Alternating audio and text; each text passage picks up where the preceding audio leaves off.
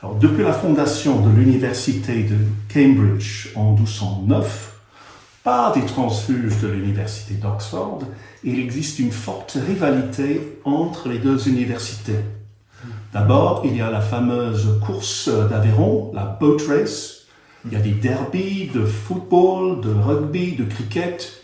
Il y a même une compétition pour savoir qui est-ce qui a le plus de prix Nobel.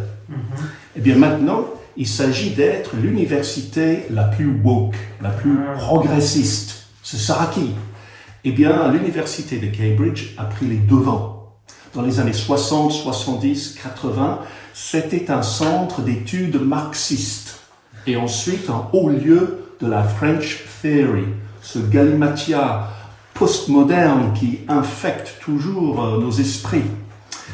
Eh bien, depuis, récemment, Cambridge a développé une cancel culture redoutable, dont une des victimes a été Jordan Peterson, le génial psychologue canadien. Cambridge a promu aussi des personnalités comme l'impayable Priyamveda Gopal, célèbre pour son tweet l'année dernière « White lives don't matter ». Les vies des Blancs ne comptent pas. L'université d'Oxford tente désespérément de rattraper son retard. Et nous venons d'apprendre cette semaine que des étudiants du collège de Magdalen ont voté pour enlever un portrait de la reine Élisabeth des murs, puisqu'elle est considérée comme un symbole de colonialisme. Un mot d'explication. Oxford est structurée comme l'étaient les universités au Moyen-Âge. L'université en tant que telle organise les examens et délivre les diplômes. Mais les candidats, c'est-à-dire les étudiants, sont préparés, logés, nourris par des collèges, des institutions privées, indépendantes. Autrefois, à Paris, le quartier latin était rempli de collèges de ce type, dont la majorité a été détruite depuis par les précurseurs de Madame Hidalgo. Donc c'est à Magdalen College, le collège de la Madeleine, fréquenté par Oscar Wilde, par Douglas Murray, l'auteur génial de La Grande Déraison, et par votre humble serviteur, que ce vote contre la reine vient d'avoir lieu. En fait, il s'agit de la salle commune réservée aux doctorants et aux étudiants de master.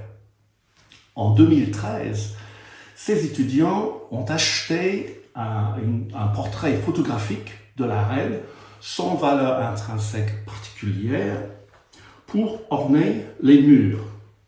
Ils viennent de décider de l'enlever.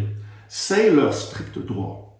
Ce qui choque, c'est la justification, car la reine serait une incarnation de l'histoire coloniale récente. Sa présence au mur rendrait la salle peu accueillante pour certaines personnes. Boris Johnson, un ancien du collège traditionnellement le plus gauchiste de l'université, Balliol, a condamné cette absurdité. Moi-même, je pense éliminer le collège de mon testament. Un grand don testamentaire était prévu, maintenant, c'est plus le cas. Si cet incident a tout d'une tempête dans un verre d'eau, les mauvaises nouvelles volent en escadrille. Nous venons d'apprendre que 150 professeurs de l'université ont annoncé qu'ils allaient boycotter le collège d'Oriel. C'est un autre collège. Pourquoi? Parce que cette institution a décidé de ne pas enlever la statue du célèbre colonialiste Cecil Rhodes qui trône sur sa façade. Rhodes, mort en 1902, enrichi dans les mines de diamants en Afrique du Sud, Premier ministre du Cap, a été un bienfaiteur majeur de l'université. Il a créé des bourses d'études pour une centaine d'étudiants chaque année, dont un grand nombre viennent des anciennes colonies. Devenu un enjeu politique, la statue contribuerait aussi à créer un environnement peu accueillant à l'université. Mais posons la question, qui est-ce qui est mal accueilli aujourd'hui à l'université d'Oxford? Eh bien, les statistiques pour 2020 montrent que 23,6% des nouveaux étudiants étaient non blancs. C'est un pourcentage qui est bien au-dessus du pourcentage de ces populations dans la population générale. Quel est le groupe le plus défavorisé par le système d'éducation de l'Angleterre aujourd'hui?